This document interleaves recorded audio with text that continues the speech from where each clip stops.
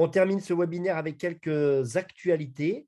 Un énorme travail qu'on fait depuis quelques semaines, dont Céline va vous parler tout de suite. Alors, je repartage mon écran. Hop. Il ne veut plus cette fois-ci. Ah si. Est-ce que c'est bon? C'est tout bon. Vous l'avez en diaporama là? Non. Alors, voilà. C'est bon. Donc, un travail sur la remise à jour de la note de cadrage SSE, donc note de cadrage qui date de 2014 et qui concerne la formation des professionnels de santé aux situations sanitaires exceptionnelles. C'est un travail qui a été initié par la Direction générale de la santé sous l'égide de Jean-Marc Philippe et pour lequel l'ANSESU est force de proposition et a travaillé sur un document martyr qui doit être discuté prochainement et qui va servir de base finalement à cette révision de la note de cadrage. Pour mémoire, l'idée au niveau de l'enseignement des AFGSU spécifiques SSE et donc aux différentes annexes, c'est de favoriser les coopérations entre l'expertise du sujet traité et l'expertise pédagogique. Et donc, la note de cadrage doit redéfinir les modalités de formation des formateurs aux situations sanitaires exceptionnelles, des formations de référents aux situations sanitaires exceptionnelles des établissements et la formation des formateurs de formateurs et de formateurs de référents, donc les formateurs des ESR. On a fait une proposition, alors plusieurs propositions, mais je m'arrête là sur la proposition qu'on a fait concernant la formation des formateurs SSE. L'idée générale serait que le formateur SSE ne sera pas formateur de toutes les annexes de la FGSU spécialisée, mais qu'il sera formateur de certaines annexes en fonction de ce qu'il aura travaillé en fonction de son profil. Et donc, le prérequis à la formation de formateur sera qu'il ait validé les modules des AFGSU spécifiques qu'il enseignera, donc que ses propres modules soient à jour. Pour la formation, les objectifs seront de maîtriser les connaissances transversales des AFGSU spécialisés SSE, mais aussi d'approfondir les connaissances des modules qu'il devra enseigner, avec l'idée d'avoir une maîtrise des contenus et par ailleurs d'avoir une maîtrise pédagogique pour l'enseignement des contenus, donc la maîtrise des outils et des techniques pédagogiques. Et cette formation sera complétée par un tutorat qui sera d'au minimum une session de formation de chaque module d'AFGSUSP que le formateur enseignera. Donc, c'est à suivre, on n'est qu'aux prémices de ce travail, voilà, qui nous a demandé effectivement quelques heures de travail puisque on a revisité la note de cadrage, mais on n'est qu'au début puisque là, on a travaillé qu'entre nous et que maintenant, on va élargir le travail à tous les intervenants et que ce qu'on a proposé sera probablement revu, révisé et réécrit plusieurs fois avant d'aboutir. Je vous remercie. Une question, Sandra? Sandra, tu as besoin de micro. En fait, il faut mettre le micro quand on parle dans la machine. Est-ce que les enseignants DEA peut être formateurs SSE? C'est quoi un enseignant DEA? Des diplômes d'état d'ambulancier. Ah, d'accord. Est-ce que les enseignants DEA pourront être formateurs? Ça dépend. Alors, s'ils sont juste formateurs DEA, probablement que non, puisque dans les prérequis, il y a la notion de travailler dans un service impacté par la prise en charge des SSE. Après, voilà, après à voir en fonction du contexte, mais comme ça, a priori, je dirais que non. En rappelant quand même que les formateurs GSU sont à même d'enseigner le module SSE des AFGSU 1 et 2. On avait un leitmotiv pour cette note de cadrage, ça a été simplification. Même si quand on la lit encore, ça nous paraît encore compliqué. Voilà, on a essayé de simplifier les choses pour que ce soit hyper clair pour tout le monde, qui peut être formateur de SSE, qui fait de la formation de formateur. Donc voilà, et comme vous l'a dit Céline, c'est important. On propose notre travail, première réunion de travail avec le ministère et les autres partenaires, vendredi 25 mars cette semaine. On espère revenir vers vous très vite avec une note réécrite. Mais voilà, l'ANSESU a été force de proposition pour que ça puisse être le plus simple possible. Dans le même état d'esprit, on a été sollicité par la DGOS cette fois-ci pour pouvoir faire un point sur la FAE ambulancier SMUR. Donc, un groupe de travail dans le CA s'est mis en place et c'est Aude Charles, notre trésorière, qui va vous en parler, faire un petit point d'étape. Bonjour à tous. Donc, j'ai retiré mon fond d'écran parce que c'est horrible. Donc, comme disait Gaëlle, on nous a demandé de faire un petit point sur ce qui se passait dans les différents CESU sur la FAE ambulancier de SMUR. Mais on a avancé aussi un petit peu. On a fait une proposition de modification de l'arrêté du 26 avril 99. Donc, vous voyez, ça c'est déjà depuis cet arrêté date déjà d'un bon moment. Donc, on a étudié les différents programmes des CESU qui proposent cette FAE et on a comparé les points communs et les différences. Donc, on a regardé ce qui se faisait. Tu peux repasser à la diapo d'avant, Céline, s'il te plaît. Là, je suis juste toute seule. Alors, attends, je repartage. Je ne sais pas ce qui s'est passé. Mon partage d'écran a bugué. A bugué là.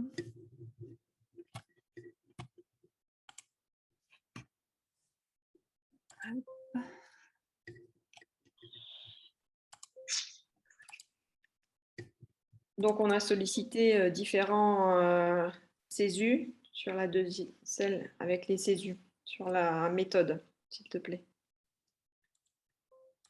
On a sollicité différents CESU et je remercie le 63 d'avoir répondu très rapidement. Donc, on a étudié le 71, le 78, le 45, le 63, le 51, le 94, le 33, le 34 et le 21. Donc, voilà, qu'est-ce qu'on a trouvé au niveau des points communs? La durée de formation théorique et pratique est globalement respectée. L'hygiène est abordée sur une demi-journée à une journée, puis après transversalement. La radiotéléphonie et les communications également sur une demi-journée à une journée, puis transversalement. Les mises en situation et les simulations se développent vraiment largement et l'évaluation est formative avec production d'un rapport ou d'un livret de stage, mais évidemment sans visibilité sur le contenu. Qu'est-ce qui va différer? Le stage de conduite qui est censé être un prérequis, en fait, est un frein aux inscriptions. Certains CESU les intègrent dans le module de formation, mais globalement, ce n'est pas au CESU de le gérer, ce stage de conduite. Et des abords théoriques complémentaires sont intégrés comme les risques psychosociaux, les GSU, le raisonnement clinique. Les modalités de validation diffèrent d'un CESU à l'autre et les lieux de stage. Donc, certains doivent trouver leur lieu de stage et d'autres sont prévus par les CESU, ce qui est normalement initialement écrit dans l'arrêté. Ce que nous avons proposé, c'est que la FAE ne soit plus un prérequis pour intégrer un SMUR, mais qu'elle puisse être programmée dans l'année qui vient, la prise de poste. On a proposé de passer de 4 à 6 modules sans changer la durée globale de la formation. On a proposé aussi de fixer une durée de validité de 5 ans en prorogeant la validité par un recyclage de 2 jours tous les 5 ans. Voilà, donc dans les propositions des modules, diapo suivante s'il te plaît Céline. Donc le module 1 qui passerait de 2 jours à une seule journée sur la radiotéléphonie et les nouveaux outils numériques et ce sera ensuite en transversal. Le module d'hygiène décontamination qui passerait de 2 jours à 1 jour, puis les choses ce sera fait en transversal comme ce qu'on retrouve de toute façon actuellement, ce qui est fait actuellement. Le SSE, pas de changement. Le module 4, on ne change pas sa durée, mais on intègre des particularités sur les personnes bariatriques, les PMR et autres. Sur le module 5, donc, qui est rajouté, on ferait sur une journée tout ce qui est compétences non techniques et le module 6, également un nouveau module sur les aspects réglementaires et médicaux légaux. Voilà, ce qui n'était pas inscrit. Voilà ce qu'on a fait comme travail sur cette FAE ambulancier de SMUR. Je vous remercie.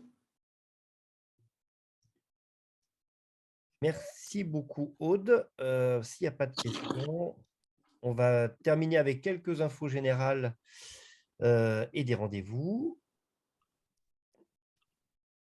Alors, est-ce que ça marche? C'est tout bon? On ne voit pas en fait ce qu'on fait. Si, on voit. Les infos générales, les actualités, on vous en a parlé au colloque, un dont vous a parlé, l'autre dont on ne vous a pas parlé. On est en cours de travail pour pouvoir essayer on va dire, de rendre encore plus attractif que ce que vous faites déjà, une partie des GSU pour qu'on puisse travailler avec le numérique. Et donc, on a un partenaire qui s'appelle Salvom qui nous a contactés. Hein, l'initiative vient d'eux pour nous proposer de travailler ensemble. Vous pouvez aller voir ce que c'est comme société. C'est une société qui, pour l'instant, fait beaucoup de secourisme et donc veulent faire un peu plus de soins. Notre idée, c'est de pouvoir rendre digital, une partie de la GSU. Et pour l'instant, on travaille sur la partie SSE de GSU 1 et des GSU 2. Hein. Je vous le rappelle, vous le savez déjà, hein, même objectif dans les deux GSU. Et donc, l'idée, c'est de pouvoir travailler là-dessus, d'une pour rendre le contenu encore plus attractif et l'autre objectif, c'est de voir aussi un contenu qui soit nationalement sur la totalité du territoire avec un discours commun. Donc, on est en cours de préparation, on cherche des partenaires financiers notamment pour lancer tout ça, mais on tenait à vous informer de ce partenariat débutant. Voilà, tout ce que je viens de dire, c'est écrit ici. Et donc, l'ONCESU travaille avec Salvom pour la mise en place de ce genre de choses. Deuxième partenariat qui pourrait vous intéresser aussi, on a été contacté par 360 Medix, que vous connaissez peut-être, hein, qui est une application web qui est à destination des professionnels de santé. L'idée, c'est de pouvoir faire un dépliant de fin de formation GSU. Je m'explique. Vous savez qu'en fin de GSU, de nombreux apprenants vous demandent une petite plaquette. Donc, certains CESU en ont, d'autres en ont pas. Donc, toujours dans ce même état d'esprit de pouvoir, d'une, vous simplifier la vie, à vous les CESU, de deux, rendre un discours à peu près uniforme. Notre idée, c'est de pouvoir fabriquer cette plaquette de fin de formation sous la forme d'une application qu'on retrouverait dans cette application 360 Medix. Vous le voyez ici, hein, on a juste le kit des soins d'urgence avec le logo. Hein, c'est vraiment pour l'instant en phase de projet, puisqu'on en parle à notre conseil d'administration la semaine prochaine à Paris. Et donc voilà, mais ça peut aussi être d'autres choses de soins d'urgence, on verra dans un second temps. Mais comme pour l'instant, c'est les CESU qui ont été contactés et pour quelque chose qui puisse servir aux CESU, on est parti sur cette idée de plaquette de fin de formation. Vous donnez le lien à vos apprenants, ils partent avec ça, ils ont la plaquette dans leur téléphone et ils peuvent s'y référer quand ils veulent tout le temps. Donc, on fera bien sûr appel à vous, puisque si on confirme ce projet, on essaiera de vous distribuer, pour ceux qui sont intéressés, le travail, qui veut travailler sur l'arrêt cardiaque, qui veut travailler sur je ne sais quoi. On prendra tout ça et puis on choisira celle qu'on mettra sur la plaquette. Donc, ça, c'est les deux projets qui sont, enfin, un des nombreux projets qui sont en cours. Vous avez pu le voir avec le conseil d'administration de l'ANSESU, mais les deux projets, entre guillemets, numériques. Et puis, bien entendu, on ne peut pas terminer ce webinaire sans vous donner des rencontres. C'est bien de se voir virtuellement, mais le congrès de Bordeaux nous aura montré, et on remercie encore une fois Julien et toute l'équipe de Bordeaux pour cet excellent congrès, nous aura montré comment il est bon de se retrouver et de partager ensemble des moments. Donc, j'imagine que vous êtes déjà tous inscrits, mais si vous ne l'avez encore pas fait, la journée nationale de Chambéry, qui aura lieu cette année le 2 décembre, pardon, à Chambéry. Hein. On a conservé le thème qui avait été préparé il y a 2 ans et qui avait été annulé pour cause de pandémie, donc sur l'interprofessionnalité. Donc, cette journée du vendredi 2 décembre, tout est possible, toutes les inscriptions sont ouvertes. On fait aussi appel à vous, hein, puisque comme toutes les années, vous allez pouvoir participer à des ateliers et un appel pour des outils SSE. Vous avez des outils particuliers, des outils SSE particuliers que vous voulez partager. N'hésitez pas à nous en faire part. Et puis, évidemment, vous avez aussi la possibilité de participer à cette journée avec des jeux pédagogiques, si vous avez des jeux particuliers que vous avez envie de partager avec d'autres, des moments pédagogiques que vous faites sous forme de jeu, n'hésitez pas, vous nous les envoyez et puis on pourra les partager avec d'autres pendant cette journée de Chambéry. Rendez-vous le 2 décembre. Et le colloque suivant se passera donc à Rennes en 2023. Les dates sont fixées, donc on voulait impérativement vous les donner aujourd'hui pour que vous puissiez déjà noter dans vos agendas que le 8, 9 et 10 novembre 2023, on sera tous à Rennes, dans un lieu magnifique. On garde pour l'instant le suspense pour ceux qui ne connaissent pas Rennes, et pour ceux qui connaissent Rennes et qui connaissent bien cette ville, vous avez facilement deviné si je vous dis que c'est en centre-ville. Et que ça commence par JA et ça finit par Bain, vous irez retrouver tout ça. Donc, un magnifique lieu à Rennes, 8, 9 et 10 novembre, un petit peu plus tôt que les autres années, certes, 15 jours plus tôt, 15 jours à 3 semaines plus tôt, mais on avait du mal avec les dates et donc c'est la seule date qui a pu être bloquée par l'équipe de Rennes. Donc voilà, pour l'instant, on a la date, on n'a pas le thème, on rencontre l'équipe de Rennes est également la semaine prochaine pour débuter la préparation de ce congrès, mais ça vous permet déjà de mettre ça dans votre agenda pour l'an prochain. Et dernière chose, toujours ce fameux site internet en cesu.fr, tout ce qu'on vient de se dire ici, mais également toutes les différents colloques ou journées qu'on fait, tout est archivé. Vous l'avez dans l'onglet ressources et le sous-onglet rencontres. Et ensuite, quand vous tombez sur le sous-site, entre guillemets, de l'Ancesu, rencontre-ancesu.fr, eh bien, vous avez la totalité de nos congrès dans ce petit onglet archives. Si vous cliquez là sur archives, eh bien, vous retrouvez les 3 derniers congrès, les 2 dernières journées et les 2 derniers webinaires. C'est ici que vous retrouverez ce webinaire dès demain. Donc voilà, fin de cette rencontre. Merci à tous d'être restés. Quelle heure il est? 12h30, ça c'est à cause de Blaise, il a été trop long. Merci à tous d'être restés avec nous. C'est toujours un plaisir de partager du temps avec vous. Je ne sais pas, Céline, Céline ou Sandra, s'il y a quelques questions. Juste vous dire que quand vous allez clore le webinaire, normalement, vous avez un petit questionnaire de satisfaction. Si vous voulez bien prendre 3 minutes pour le remplir, ce sera pour mieux préparer le prochain webinaire. Merci à tout le monde. Pas de questions. Les gens sont assez contents du travail sur la petite plaquette, Gaëlle. Très bien. Eh bien, écoutez, on compte aussi sur vous. Merci à tous. Continuez à faire parfaitement bien ce que vous savez faire parce que pour les petites questions qu'on a eues tout à l'heure sur les références scientifiques sur certains collègues, ça n'est même pas comparable. Donc, faites vivre ces CESU et nous, on essaiera de faire vivre l'ANCESU et d'essayer de faire du lien entre vous tous. Merci à tous et à très bientôt. Rendez-vous à Chambéry le 2 décembre.